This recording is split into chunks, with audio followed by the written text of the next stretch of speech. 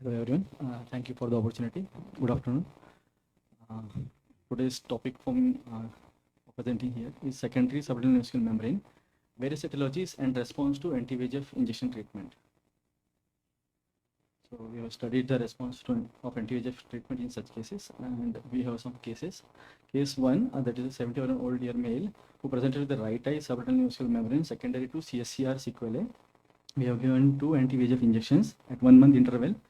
And at the end of 1 month follow-up for the last injection, the lesion, as you can see, is completely resolved along with the resolution of the fluid.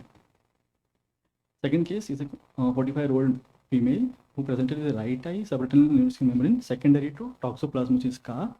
Here we gave 2 anti-VEGF injections at 1 month interval, and at the end of 1 month of second injection, the lesion is completely regressed along with the resolution of the SRF, as can be seen in the slides. Case 3 is a 52-year-old female who presented with the right eye subretinal vascular membrane secondary to idiopathic juxtafoveal telangiectasia. Here we gave 3 anti-VEGF injections, and at the end of third injection, 1 month, we have observed that the lesion is completely regressed along with the resolution of the SRF and intraretinal fluid as well. Case 4 is a 20-year-old male, right eye subretinal vascular membrane secondary to myopic choroidal degeneration. Here we gave only 1 anti-VEGF injection, and we have seen that the lesion is completely resolved. So just results for that, we have seen that in CSCR case, the 2 injections were needed and visual acuity improved from 636 parts to 624. In SRM due to toxoplasmosis, again we needed only 2 injections and visual acuity improved from 2/60 to 5/60. In SRM IJT case, we needed 3 injections and vision is stabilized at 6/6 parts from baseline. And in myopic, we needed only 1 injection and visual acuity improved from 6/12 to 6/9. So what we observed is that these stabilized functional and improved anatomic outcomes for more than 6 months post-treatment with less number of injections. So coming to the discussion, there are various etiologies for secondary SRNVMs. It can be inflammatory and infectious. Infectious uveitis includes histoplasmosis, toxoplasmosis, tuberculosis, syphilis. Non-infectious multifocal choroiditis, serpiginous choroiditis can be seen in VKS syndrome as well. Structural and degenerative changes like pathological myopia, angioid streaks, choroidal rupture, systemic and others, choroidal osteoma, CSCR, and idiopathic CNVs. So, to support our study, there have some literature. Jay Sablani et al. And group have suggested that when anti-VEGF therapy as a primary therapy for CNV secondary to CSCR is safe and efficacious without any serious adverse events, and the mean number of injections was 4.45. Benedict Shorum et al. Also concluded that an extended anti-VEGF upload of 6 consecutive injections seems to be effective in inducing CNV remodeling and fluid reabsorption in CNV complicated in chronic CSCR cases.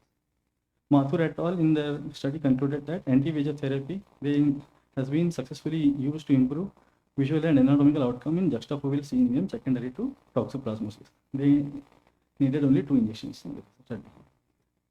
Aswan and Sriranganathan et al. In their study concluded that anti-VEGF agents may be associated with favorable anatomical and functional outcomes, particularly in proliferative macular telangiectasia. However, future large-scale trials were warranted. Teresa Barth et al. In their study concluded that intravitreal anti-VEGF therapy seems to be safe and effective for the treatment of IJT-related SRNVM, but frequently multiple intermittent injections are necessary for stabilization. Bhatia D et al. In their study concluded myopic CNV requires less frequent anti-VEGF intravitreal therapy over a shorter follow-up period, both as compared to both neovascular age-related macular degeneration and diabetic macular edema. Mehmet Ozervan et al. Also concluded that there is a stabilized functional and improved anatomic outcomes following intravitreal anti-VEGF agent injection for CNV unrelated to AMD were seen at 12 months of follow-up. So SRNVM can develop in various pathologic conditions, so we need to follow all these cases very regularly. It was observed that many of these conditions usually affect the young and middle-aged population.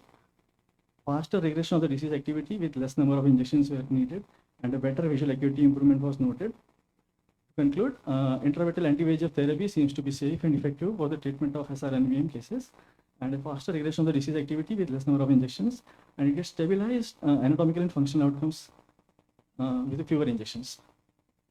Some of references. Thank you, Kapil.